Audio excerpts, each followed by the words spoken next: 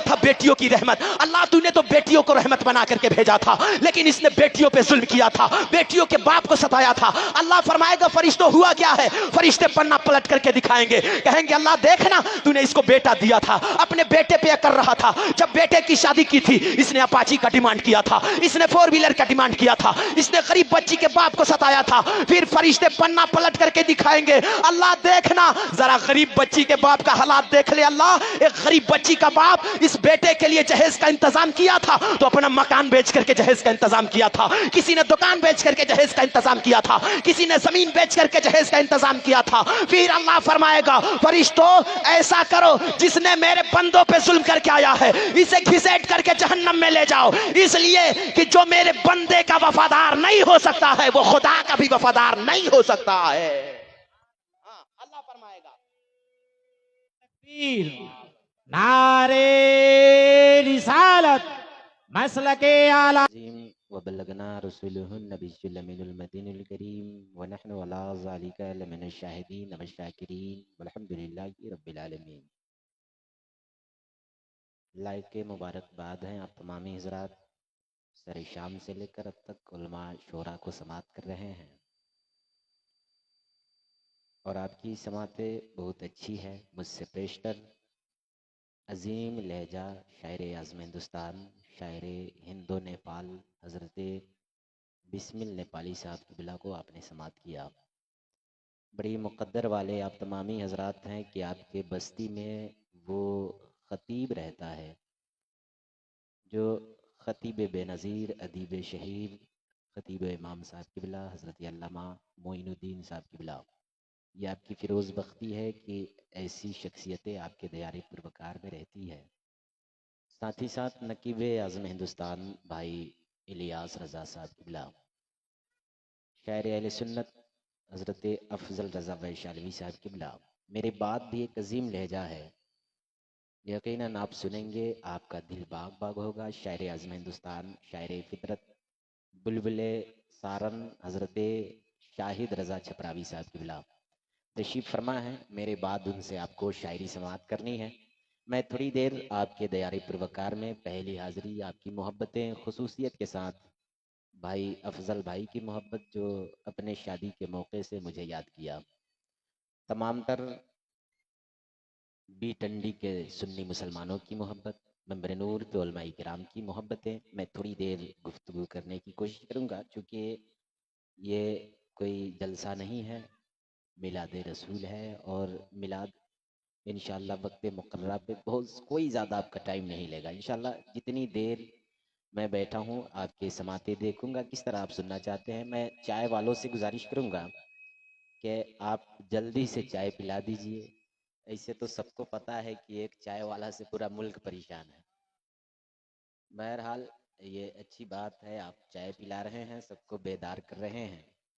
Operator साहब मुझे box की आवाज़ मिलनी चाहिए। बाकी बहुत अच्छा बजा रहे हैं। इको 1 पॉइंट रखिए, इको थोड़ा कम कीजिए और आवाज़ जितना खोलना है खोल दीजिए। माशाल्लाह इको बहुत अच्छा हो गया। आवाज़ खोलिए बड़ा मशीन से। आप तमामी हजरात की मोहब्बतें भाई नेटवर्क वाले भाई साहब ने फ़ोन किया, सैयद अमीरुल साहब किबला ने फ़ोन किया दिनाजपुरी, तो उन्होंने कहा कि मैं आऊँगा इंशाल्लाह। वो भी हाजिर हो चुके हैं। एक नेटवर्क वाले भाई हमारे इम्तियाज़ बाबू रज़वी ऑफिशियल के डायरेक्टर, वो भी कवर कर रहे हैं। मेंबर नूर पे उलमाए किराम हैं। मैं देखना चाहूँगा आप सुनने की ख्वाहिशमंद है थोड़ी देर तो झूम कर दुरूद पाक सुना दे। अल्लाहुम्मा सल्ली अला सैयदना शफीना मौलाना मुहम्मदिन मादनिल जूद वल करम वालिही व असहाबिही बारिक वसल्लम सलातुम व सलामन अलैका या रसूलल्लाह सल्लल्लाहु तआला अलैहि वसल्लम। माशाअल्लाह मैं एक शेर पढ़ता हूँ आपके जज्बे को चेक करने के लिए, मगर भूल जाइए कि मैं भाई बिस्मिल नेपाली की तरफ पढ़ूंगा, मैं तरन्नुम में नहीं पढ़ूंगा। मैं एक शेर आपके जज्बे को चेक करने के लिए कि मांगी है रब्बे हबली की शब भर दुआए मुस्तफ़ा, मांगी है रब्बे हबली की शब भर दुआए मुस्तफ़ा, हम करे आराम तकलीफे उठाए मुस्तफ़ा। मांगी है रब्बे हबली की शब भर दुआए मुस्तफ़ा, हम करे आराम तकलीफे उठाए मुस्तफ़ा। और खालिके कायनात ने ये दुनिया बनाकर कहा कि मैंने दुनिया बना दी अब चलाए मुस्तफा। खालिके कायनात ने ये दुनिया बनाकर कहा, खालिके कायनात ने ये दुनिया बनाकर कहा, मैंने दुनिया बना दी अब चलाए मुस्तफा। और एक शेर है जो आज पूरे महफिलों में फरमाइश होती है। एक शेर मैं कहता हूँ अक्सर बेशतर के खुदा की जात तेरी तर्जमान हो चुकी है, खुदा की जात तेरी तर्जमान हो चुकी है, सहीफों में तेरी सीरत बयान हो चुकी है। खुदा की जात तेरी तर्जमान हो चुकी है, सहीफों में तेरी सीरत बयान हो चुकी है। और जहां जहां नुकुशे कदम तुम्हारे हैं वहां वहां की जमीन आसमान हो चुकी है। जहां जहां पे नुकुशे कदम तुम्हारे हैं वहां वहां की जमीन आसमान हो चुकी है। और इसमें एक शेर है, मेंबर नूर पे उलमा इकराम है। आज दुनिया में हम और आप जिंदगी जी रहे हैं, अल्लाह ने मुख्तसर जिंदगी दी है, बिल्कुल शॉर्ट जिंदगी है हमारी। कोई गारंटी नहीं अल्लाह हमारी सांसें कब ले लेगा, कब इस दुनिया से हमें जाना पड़ जाएगा, ये कोई नहीं जानता है। लेकिन दुनिया में हम और आप जी रहे हैं तो इस दुनिया में कोई पैसों के बुनियाद पे अपने आप को बड़ा समझने की कोशिश कर रहा है, कोई जमीन के बुनियाद पे अपने आप को बड़ा समझने की कोशिश कर रहा है, कोई हुस्न के बुनियाद पे अपने आप को बड़ा समझने की कोशिश कर रहा है। बड़ा कैसे? जिसके पास ज्यादा माल हो जाए वो तकब्बुर करने लगता है, जमीन ज्यादा हो जाती है घमंडी बन जाता है। जिसके पास हुस्न अच्छा अल्लाह ने दिया है वो अपने हुस्न पे अकड़ने लगता है। लेकिन उसे पता नहीं इस दुनिया में बड़ा पैसों के बुनियाद पे कोई नहीं होता है, इस दुनिया में बड़ा कोई जमींदार की बुनियाद पे नहीं होता है, इस दुनिया में बड़ा हुस्न के बुनियाद पे कोई नहीं होता है। हजरत अली फरमाते हैं इस दुनिया का बड़ा इंसान वो होता है जो खुदा वाला भी होता है और मुस्तफा वाला भी होता है। जिसका खात्मा ईमान पे हो जाता है वही दुनिया का बड़ा इंसान होता है। न कोई हुस्न वाला, न कोई जमींदार, न कोई पैसे वाला। बड़ा कौन है? दो मिसरा फिरोज नजरी पढ़ता है कि खुदा की जात तेरी तर्जमान हो चुकी है, सहीफों में तेरी सीरत बयान हो चुकी है।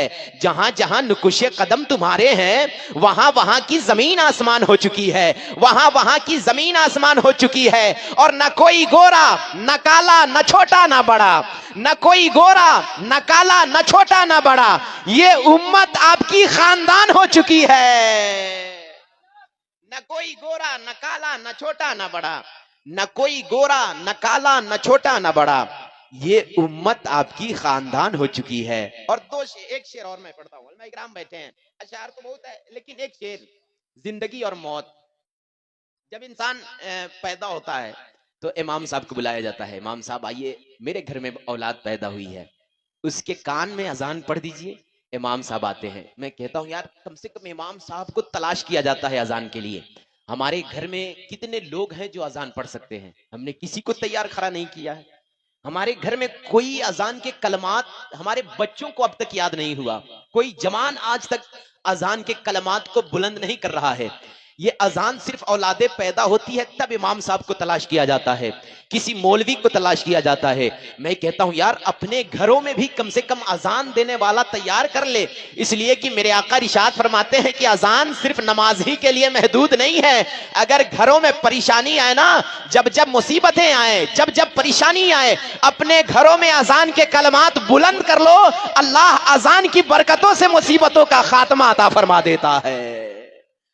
लेकिन कितने सोचा आज जब से हमारे घर में औलादे पैदा होती है, औलादे तो पैदा होती है लेकिन औलाद जब पैदा होती है हमने क्या सिखा दिया यार, छोटे बच्चे को आज मोबाइल चलाना आ गया, आज हमने बच्चों को गालियां देना सिखा दिया, आज हमने बच्चों को फेसबुक चलाना बता दिया, आज हमने बेटों को हमने मोबाइल चलाना बता दिया, गाना निकालना बता दिया, आज हमने बेटों को पिक्चर निकालना बता दिया, आज सीरियल देखना हमने समझा दिया, आज बेटों को न्यूज का वक्त बता दिया। लेकिन नहीं बताया तो अपने बेटे को कुरान का जिम्मेदारी नहीं दिया, कभी अपने बेटे से नहीं कहा बेटे जिंदगी में तू आए हो ना, अल्लाह ये आजमाइश के लिए तुझे दुनिया में भेजा है, बेटे ऐसा कर अपनी जिंदगी में कम से कम हर सुबह उठ करके उस रब का जिक्र कर लेना। जिक्र कैसे होगा? उस रब के भेजे हुए कुरान को एक सफा तिलावत कर लेना, हर सुबह में कुरान की आयतें पढ़ लेना। हमने सब चीज सिखा दिया, बेटे आ देखना फला का मकान कितना ऊंचा है, उससे अच्छा मकान तुझे बनाना है, बेटे आ फला के पास जमीन ज्यादा है, उससे ज्यादा जमीन तुझे इकट्ठा करना है, बेटे आ फला के पास देखना अपाची कार है,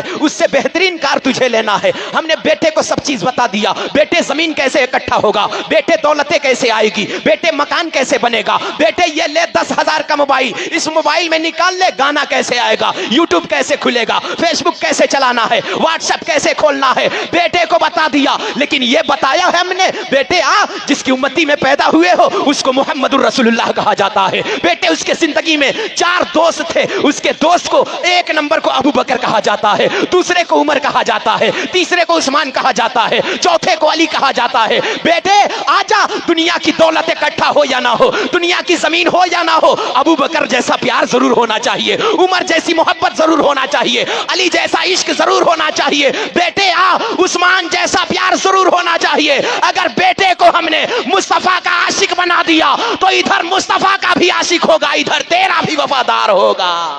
सुभान अल्लाह। नारे तकबीर, नारे रिसालत, अजमते मुस्तफा, नारे तकबीर।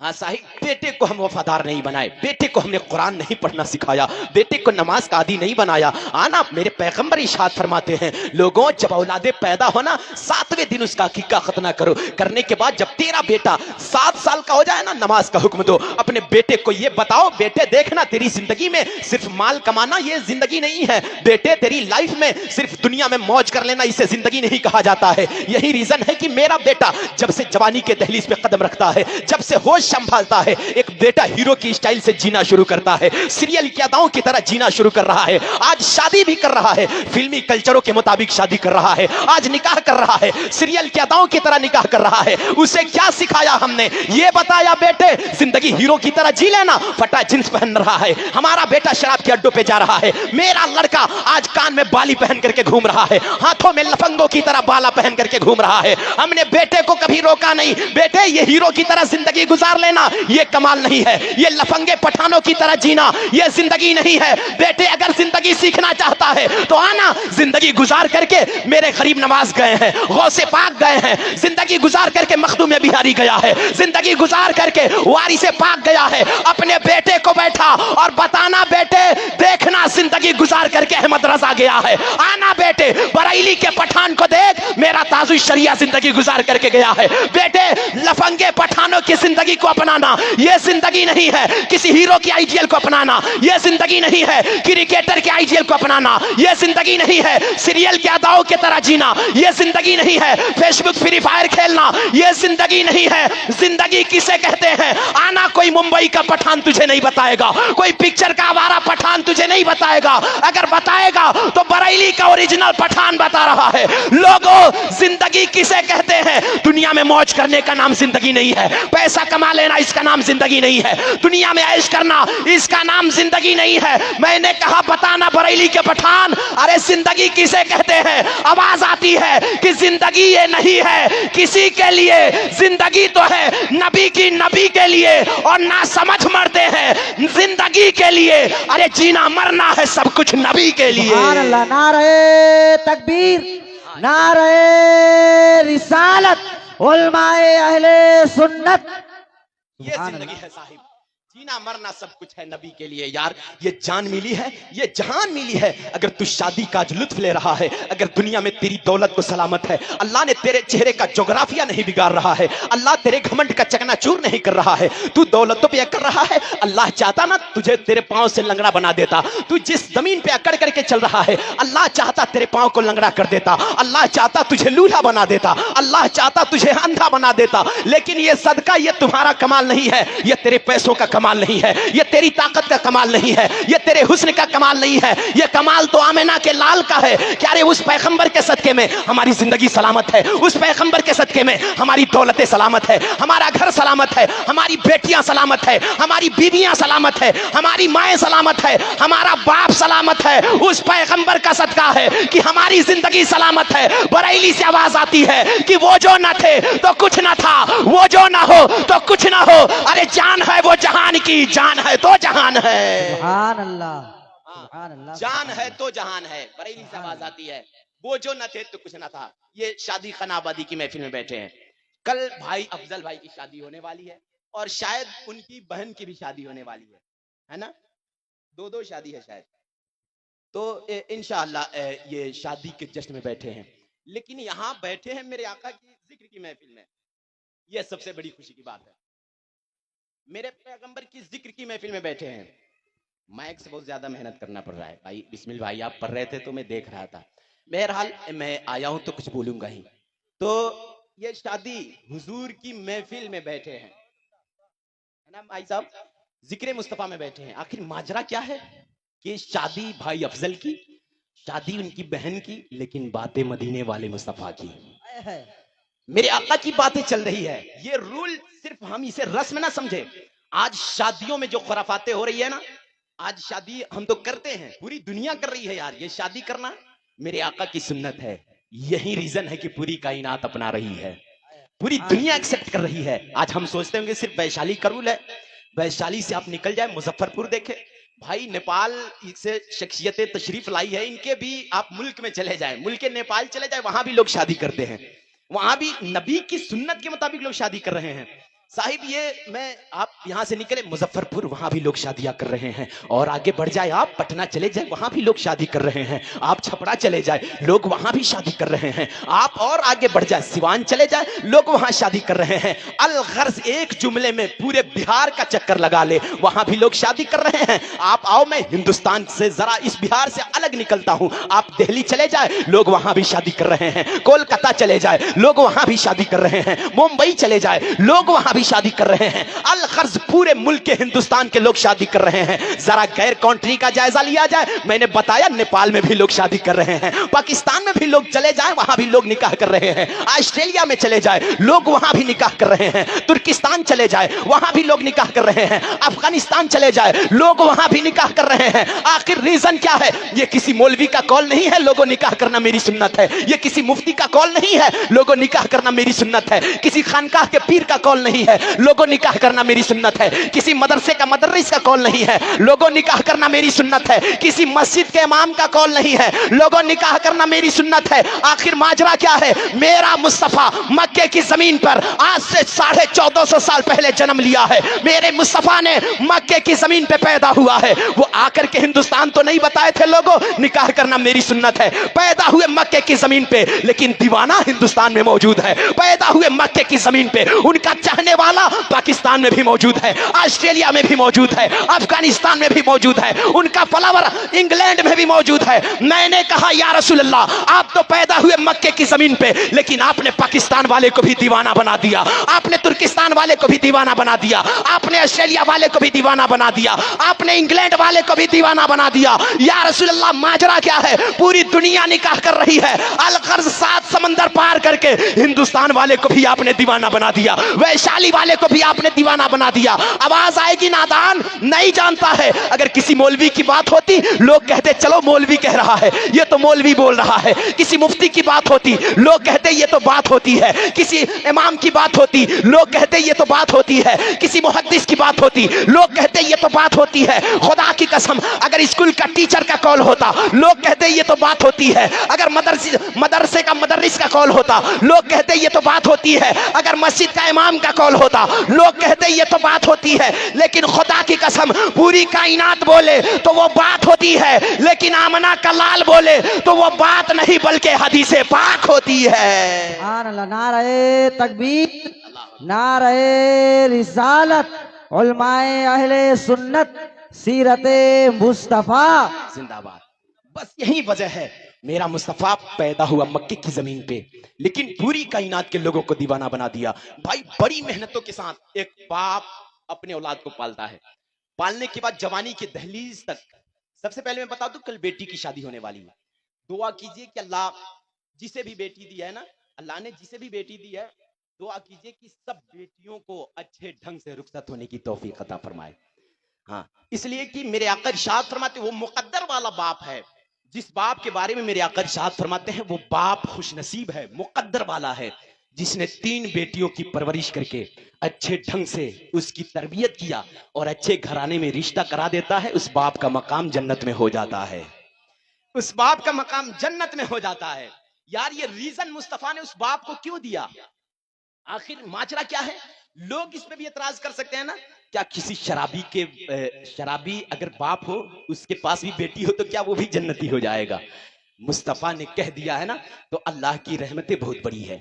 अल्लाह के महबूब फरमाते हैं जिसने बेटियों की परवरिश करके अच्छे ढंग से अच्छे घराने में रिश्ता कर देता है, उस बाप का मकाम जन्नत में हो जाता है। साहिब जानते हैं इसका मामला क्या है? आज तो लोग बेटियों के ये शादी में इतना हमने मुश्किल कर रखा है बेटियों की शादी को। मुस्तफा जिसे रहमत बता रहे हैं, जिस बेटी के बाप को जन्नत होने का ठिकाना बता रहे हैं, जिस मुस्तफा ने बेटी के बाप को जन्नत जाने की जमानत दे रहे हैं, वो उस बाप को आज हम सता रहे हैं, उस बाप को हम रुला रहे हैं। साहिब माजरा क्या है? आज बेटियों को लोग देखने जा रहे हैं, 50 आदमी की टोली जा रही है। क्यों? आज मेरे बेटे की शादी है। उस बाप को क्या पता यार, जिस बाप ने एक औलाद को पालता है बड़ी नाजो नयाज के साथ, एक बेटे को एक बाप पाल रहा है, एक बेटे को अच्छे तालीम दिया, अच्छे स्कूल कॉलेज में एडमिशन दिया, इंटर कराया, मैट्रिक कराया, एमए कराया, एमबीबीएस पढ़ाया, बेटे को डॉक्टर बनाया, इंजीनियर बनाया। लेकिन वो बाप के पास माल था, इतना माल था कि बेटे को इंजीनियर बना दिया, डॉक्टर बना दिया, कलेक्टर बना दिया। लेकिन मैं कहना चाहूंगा उन तमाम दौलतों के बावजूद जब अपने बेटे का रिश्ता वो दौलतमंद भिखारी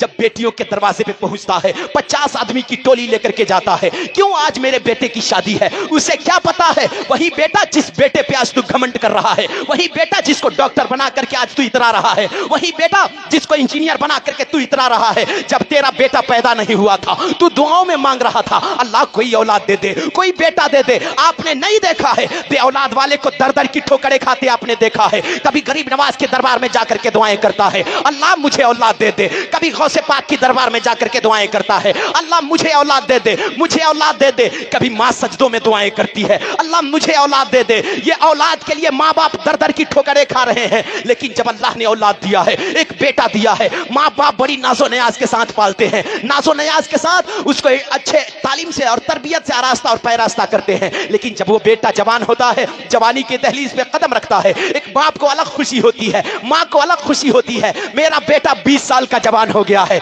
मेरा बेटा 18 साल जवान हो गया है। अब जैसे ही उसको 20 साल और 22 साल की उम्र होती है, एक बाप को अलग खुशी होती है। अब बाप दुआएं करने लगता है, अल्लाह मेरा बेटा सफर में निकल रहा है, मेरे बेटे को हिफाजत रखना। अब माँ दुआएं कर रही है, अल्लाह मेरे बेटे को महफूज रखना। एक बाप दुआ कर रहा है, अल्लाह मेरे बेटे को बचाए रखना। मैंने बेटे को नाज से पाला है, 20 साल उम्र हो गई है, 22 साल उम्र हो गई है, बेटे के लिए माँ दुआएं कर रही है, बाप दुआएं कर रहा है। खुदा की कसम जिस दिन एक बेटा दूल्हा बनता है, उस दिन बाप की खुशियों को ना पूछ। ऐसा लगता है बाप का कदम जमीन पे नहीं है, ऐसा लगता है माँ खुशियों से इतरा रही है। बहनों की खुशी अलग होती है, भाइयों की खुशी अलग होती है। माजरा क्या है? एक भाई से पूछना, भाई आज जश्न क्यों मना रहा है? कहेगा आज मेरा भाई की शादी है। एक बहन से पूछना, बहन इतना खुशियों से क्यों इतरा रही है? बहन कहेगी आज मेरा भाई दूल्हा बना है। एक बाप की खुशियों का ना पूछना, इतना खुशी में चलता है, ऐसा लगता है उसके कदम जमीन पर नहीं है।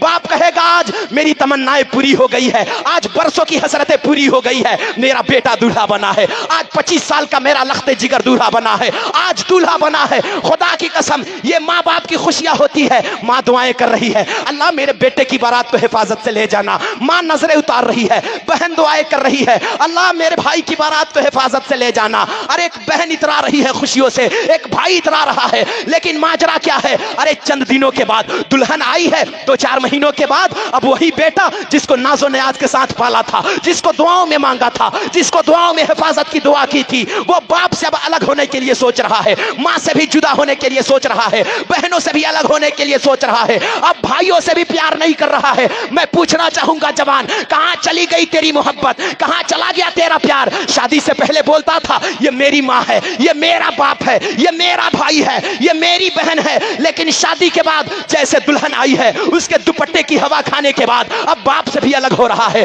भाइयों से भी अलग हो रहा है, रिश्तेदारों से भी अलग हो रहा है। खुदा की कसम ये सुन्नत नहीं है। अरे निकाह करना आइडियल मुस्तफा के मुताबिक, कानून मुस्तफा के मुताबिक। मुस्तफा ने नहीं कहा था लोगों निकाह करके अपने माँ बाप को छोड़ देना। अगर चाहते हो कि दुनिया और आखिरत तेरी बेहतर हो जाए तो शादी के बाद सिर्फ बीबी को निभाना कमाल नहीं है। अरे शादी के बाद अपने भाइयों को भी निभाना, अपने बहनों को भी निभाना, अपने भाइयों को भी निभाना। अरे शादी के बाद अपने माँ बाप को भी खुश रखना, इसलिए कि जिससे माँ बाप खुश होते हैं उसी से खुदाए पाक भी खुश होता है। सुभान अल्लाह। नारे तकबीर, नारे रिसालत, अजमत वालिदैन, अजमत वालिदैन, नारे तकबीर। अल्लाह अकबर। हाँ साहिब, जवानों में कहना चाहूंगा, बड़ी नाजो नयाज के साथ एक बाप तुझे दुआएं देता है, एक माँ दुआ करती है, लेकिन शादी के बाद क्या हुआ यार, 2-4 महीने के बाद जिस बाप ने तेरे लिए ओवर ड्यूटियां किया था,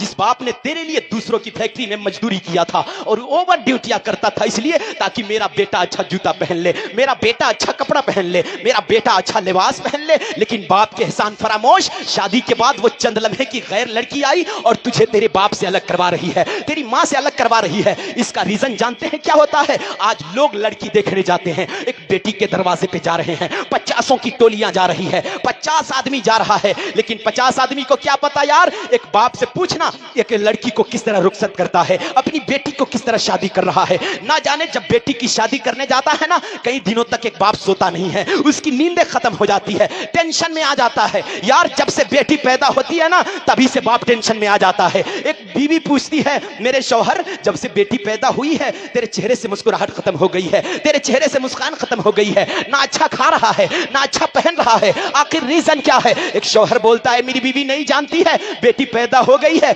ये जब जवान होगी, जवानी के दहलीज पे कदम रखेगी, दुनिया के दौलतमंद भिखारी आएंगे दरवाजे पे, मेरी बेटी के लिए कोई कैश का डिमांड करेगा, कोई अपाची का डिमांड करेगा, कोई 4 व्हीलर का डिमांड करेगा। ये बाप टेंशन में आता है, तब तक बेटी जवानी के दहलीज पे कदम रख देती है, बाप और टेंशन में आ जाता है, दूसरों की फैक्ट्री में ओवर ड्यूटियां कर रहा है, इसलिए कर रहा है ताकि बेटी को अच्छे ढंग से रुखसत कर दूं, इसलिए कर रहा है ताकि मैं बेटी को अच्छे ढंग से विदा कर दूं, खुदा की कसम। लेकिन ये मेहमानों की टोली जाती है एक बेटी के दरवाजे पे देखने के लिए, 50 आदमी की भीड़ भाड़ जा रही है, 50 आदमी की टोली जा रही है। अरे इस 50 आदमी को क्या पता था कि किसी गरीब बच्ची का बाप तेरे चाय का इंतजाम किया था तो कहीं से कर्जा लेकर के किया था। अरे इस गरीब बेटी के बाप से आपने पूछना, तेरे लिए कहीं से चीनी का इंतजाम किया था तो मोहल्ले से कर्जा लेकर के किया था, तेरे लिए मुर्गे का इंतजाम किया था तो मोहल्ले से कर्जा लेकर के किया था। अब मैं बाप पूछता है, बताइए मेहमान मेरी बेटी पसंद आई या नहीं आई? मेहमान जालिम ये बोलते हैं 3 दिन के बाद तुझे बता दिया जाएगा,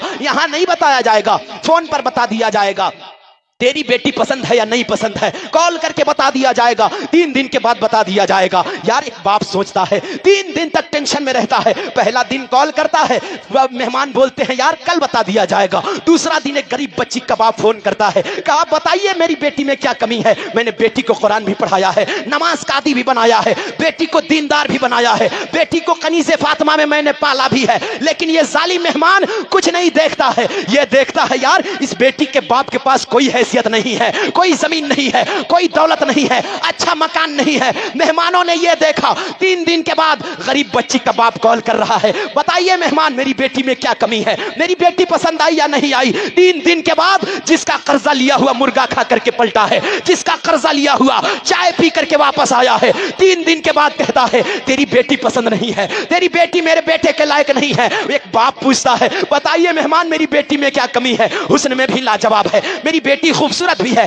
मेरी बेटी कुरान भी जानती है, मेरी बेटी नमाज भी पढ़ती है, लेकिन जालिम मेहमान बोलता है तेरी औकात नहीं है, तेरे पास दौलत नहीं है, तेरे पास जमीन और जायदाद नहीं है, तेरा घर अच्छा नहीं है, ये बता मेरे हैसियत के लायक तू नहीं है, हम लोग कैश का डिमांड करेंगे, तू नहीं दे सकता है, तू अपाची नहीं दे सकता है, 4 व्हीलर नहीं दे सकता है। एक गरीब बच्ची का बाप रोने लगता है, बिरकने लगता है। खुदा की कसम मैं पूछना चाहूंगा, जिस बाप को मुस्तफा ने जन्नत जाने की जमानत दी है, उस गरीब बाप को हम रुला रहे हैं, उस गरीब बेटी के बाप को हम सता रहे हैं। खुदा की कसम आज कितना हो बड़ा तू दुनिया का इंसान हो जा, कितना हो दौलतमंद हो जा, कितना हो बड़ा नमाजी हो जा, वक्त का हाजी हो जा, अगर तुझसे तेरे कौम के गरीब खुश नहीं है तो अल्लाह भी खुश नहीं होगा। अगर चाहते हो कि अल्लाह और उसका रसूल राजी हो जाए तो अपने कौम के गरीबों को खुश कर देना, इधर गरीब बाद में खुश होगा, पैदा करने वाला खुदा पहले राजी हो जाएगा।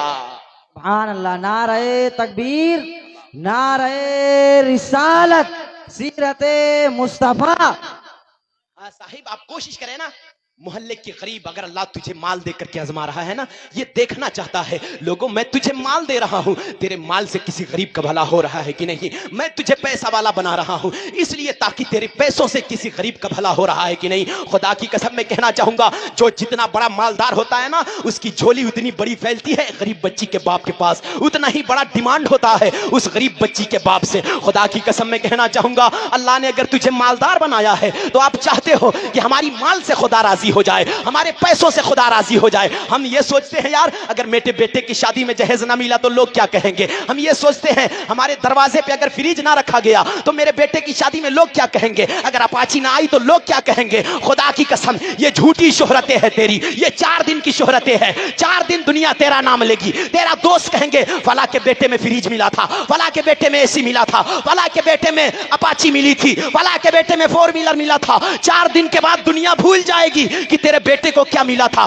तेरे बेटे के शादी में कितना खर्चा हुआ था। 4 दिनों के बाद दुनिया फरामोश कर देगी। लेकिन तुझे पता नहीं है अल्लाह ने जो फरिश्तों को मुकर्रर कर रखा है, हमारी एक्टिविटीज को नोट करने के लिए रखा है। सोचना ये फरिश्ते नोट कर रहे हैं और ये लिख रहे हैं, लिखेंगे। बता अल्लाह देखना जब पन्ना पलट करके मैदान हश्र में दिखाएंगे, अल्लाह देख ये अपने बेटे की शादी किया था, तू तो बोलता था बेटियों की रहमत। अल्लाह तूने तो बेटियों को रहमत बना करके भेजा था, लेकिन इसने बेटियों पे जुल्म किया था, बेटियों के बाप को सताया था। अल्लाह फरमाएगा फरिश्तों हुआ क्या है। फरिश्ते पन्ना पलट करके दिखाएंगे, कहेंगे अल्लाह देखना तूने इसको बेटा दिया था, अपने बेटे पे कर रहा था। जब बेटे की शादी की थी इसने अपाची का डिमांड किया था, इसने 4 व्हीलर का डिमांड किया था, इसने गरीब बच्ची के बाप को सताया था। फिर फरिश्ते पन्ना पलट करके दिखाएंगे, अल्लाह देखना जरा गरीब बच्ची के बाप का हालात देख ले। अल्लाह एक गरीब बच्ची का बाप इस बेटे के लिए जहेज का इंतजाम किया था तो अपना मकान बेच करके जहेज का इंतजाम किया था, किसी ने दुकान बेच करके जहेज का इंतजाम किया था, किसी ने जमीन बेच करके जहेज का इंतजाम किया था। फिर अल्लाह फरमाएगा फरिश्तों ऐसा करो जिसने मेरे बंदों पे जुल्म करके आया है इसे घिसेट करके जहन्नम में ले जाओ, इसलिए कि जो मेरे बंदे का वफादार नहीं हो सकता है वो खुदा का भी वफादार नहीं हो सकता है। अल्लाह फरमाएगा नारे रिसालत मसलके आला हजरत फैजाने सरकारे सुल्काही जश्ने शादी खाना आबादी उलमाए अहले सुन्नत जिंदाबाद। नारे तकबीर नारे रिसालत। साहिब बहुत तो अच्छे आप हजरत। कोशिश करें बेटियों पे जुल्म ना करे। ये सोचना ये बेटियां रहमत है, रब की बारगाह में शिकायत करेगी अल्लाह तूने तो मुझे रहमत बना करके भेजा था। अल्लाह कहेगा हाँ मैंने तुझे दुनिया में रहमत बना करके भेजा था। ये वो रहमत जिसे हम सता रहे हैं, उस रहमत पे हम जुल्म कर रहे हैं। यार ये तो मुस्तफा के दौर, मुस्तफा के आने से पहले ये हो रहा था। लोग बेटियों पे जुल्म कर रहे थे, बेटियों को जिंदा दफना रहे थे, बेटियों को जिंदा कत्ल कर रहे थे, जिंदा बेटियों को जमीन में दफना दिया करते थे। मुस्तफा के आने से पहले ये बेटियों पे जुल्म हो रहा था, लेकिन आज हम बेटियों को सता रहे हैं, बेटियों की शादी में मुश्किल कर रहे हैं। ये बेटियां रब की बारगाह में शिकायत करेगी अल्लाह तूने मुझे रहमत बना करके भेजा था, लेकिन दुनिया वाले मेरे रिश्तों में मुश्किल कर रहे थे, मेरे शादियों में मुश्किल कर रहे थे। खुदा की कसम मैं एक प्लान देना चाहूंगा, एक राय देना चाहता हूं। अगर अल्लाह तुझे मालदार बनाया है तो ऐसा कर अपने मोहल्ले में घूम जा, देखना किसकी बेटियां बैठी है। आज किसकी बेटियां 25 साल से बैठी है जिसके लिए शादी का इंतजाम नहीं हो रहा है। आज 30 साल से किसकी बेटियां बैठी है जिसके बाल सफेद हो रहे हैं, आज तक रिश्तों का इंतजाम नहीं हुआ है, आज तक कोई रिश्ता लेकर के नहीं आया है। घूम जा अपने बस्ती में, देख ले किसकी बेटियां गरीब है, अपने बेटे को लेकर के चला जा। उस गरीब से कहना आजा टेंशन ना ले, मुझे 1 पैसा ना देना, अल्लाह ने मुझे मालदार बनाया है, अल्लाह ने मुझे दौलत दिया है। ऐ गरीब बच्ची का बाप टेंशन ना ले, आ मेरे बेटे से अपनी बेटी का रिश्ता करा दे। खुदा की कसम ये तेरा जुमला होगा। अगर अपने बेटे से शादी नहीं करा सकता है, अपने मोहल्ले में घूम जा, देख किसकी बेटियां गरीबी के वजह से बैठी है, जा उस बाप के पास। सिर्फ खाने की नीयत से ना जाना, उसका पिंडाल देखने ना जाना, उसका बिरयानी देखने ना जाना, उसका इंतजाम देखने ना जाना, उस गरीब बच्ची के पास चला जा और जाके कहना बाप टेंशन ना ले, अल्लाह ने मुझे मालदार बनाया है, ये चंद पैसा उसके हाथ में थमा देना। खुदा की कसम कहना ले अपनी बेटी का जहेज का इंतजाम कर, अपनी बेटी की शादी का इंतजाम कर, अपनी बेटी का रिश्तों का इंतजाम कर। खुदा की कसम ये चंद पैसा तुझे गरीबों के चेहरे पे मुस्कुराहट बाद में लाएगा, उससे पहले तेरी दौलतों से खुदा राजी हो जाएगा। हाँ, ऐसा कर, अल्लाह मालदार बनाया है तो ऐसा करना, दौलत को मिसयूज ना कर, गलत यूज ना कर। वरना साहिब ये दौलतें तुझे जहन्नम की तरफ ले जाएगी। अगर दौलत को तुमने गलत मिसयूज किया, गलत इस्तेमाल किया, ये जहन्नम की तरफ ले जाएगी। अगर चाहते हो ना अल्लाह की जन्नत, तो अपनी दौलतों से भी अल्लाह की जन्नत खरीद सकता है। शर्त यह है कि आज हमने शादियों में बड़ी मुश्किल कर रखा है। आज शादियों में तो आज हम कोशिश करें अपनी शादियों में, 5 मिनट मेरे पास है तो आप कोशिश करें। साहिब मेरे आका इरशाद फरमाते हैं, ये हम तो रिश्ता करना शुरू किए हैं दौलत और माल की बुनियाद पे। ये हमारा मियार हो गया है ना। आज जो जितना बड़ा मालदार होता है उतना ही बड़ा मालदार लड़की ढूंढता है। हम ये सोचते हैं कि अगर हमारा लेवल हाई है ना, तो हम मेहमानों से कहते हैं जाना तो हमसे भी हाई लड़की देखना, जो हमारे मुकाबले से भी ऊंची हो, उसके पास ज्यादा दौलत हो, जमीन हो। हमने जमीन और जायदाद की बुनियाद पर निकाह करना शुरू किया है, जिसका रीजन ये होता है हमने दौलत देख करके तो निकाह कर दिया। ये मुस्तफा का फरमान नहीं है। मेरे आका इरशाद फरमाते हैं, जब कोई शादी करने का इरादा करे तो 4 चीजों की बुनियाद पे निकाह करे। 4 चीजों की बुनियाद पे, पहला दौलत की बुनियाद पे भी लोग निकाह करते हैं, हुस्न के बुनियाद पे भी लोग निकाह करते हैं, खानदान के बुनियाद पे भी लोग निकाह करते हैं। चौथी चीज मेरे आका इरशाद फरमाते हैं, दीनदारी के बुनियाद पे भी लोग निकाह करते हैं। मुस्तफा फरमाते हैं इन चारों में से सबसे ज्यादा तुझे दीनदारी पे फोकस करना है, तुझे दीनदार देखना है। यही रीजन है आज तो हम मेहमान हमारे घर से भी जाते हैं